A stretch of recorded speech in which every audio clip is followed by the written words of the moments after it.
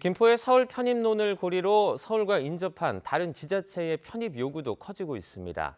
변화된 생활권을 행정구역에 제대로 반영하지 못한다는 게 이유인데 교육과 치안 같은 민감한 문제와 결부된 만큼 더 관심이 쏠리고 있습니다.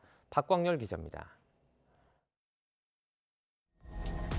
주민등록상 인구 12만 6천 명, 위례 신도시는 서울과 경기도에 걸친 그린벨트를 풀고 만들어졌습니다.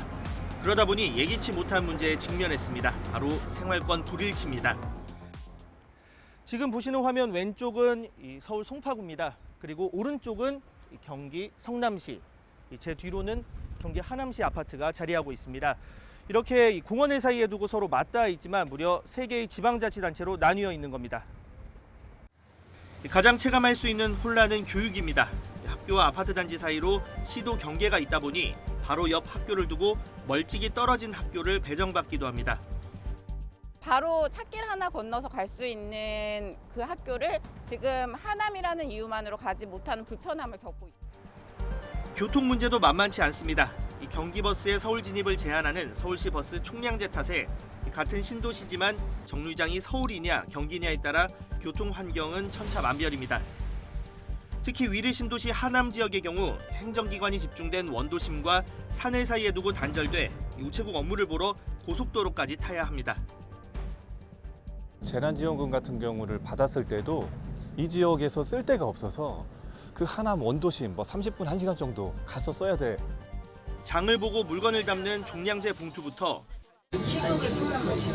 하남과 천이시는 분도 있고 서울과 천명분도 있고. 사실상 같은 입지임에도 서울 송파냐 경기냐에 따라 달라지는 집값까지. 지하철역이 들어오면 같이 탈 거 아니에요. 그럼에도 불구하고 서울이 더 비싸고 똑같은 지하철역인데도. 관할 파출소와 소방서도 인접 여부가 아닌 행정구역에 따라 달라집니다. 관할 구역으로 인해서 멀리 있는 파출소에 있는 경찰들과 소방서가 오다 보니까 그만큼 피해가 늘어날 수밖에 없겠죠.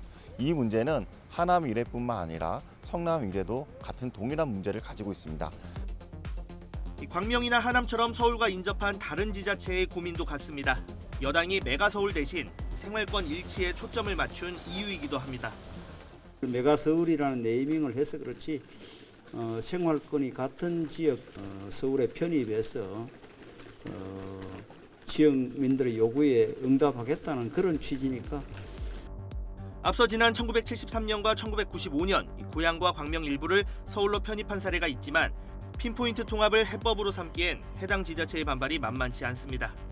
지방 재정 자립도와 책임 연관돼 있어요. 해수에 영향을 주거든요. 생활권에서 어떤 게 불편하고 어떤 게 필요로 하는지를 먼저 보듬어서 이과적 차원에서 진행해야지 주민 간 갈등이나 도시 간 갈등이 없을 수 있습니다. 행정구역을 생활권과 맞추기 위한 노력이 주민 삶의 질 개선으로 이어질 수 있도록 더욱 치열한 고민이 필요한 시점입니다. YTN 박광열입니다.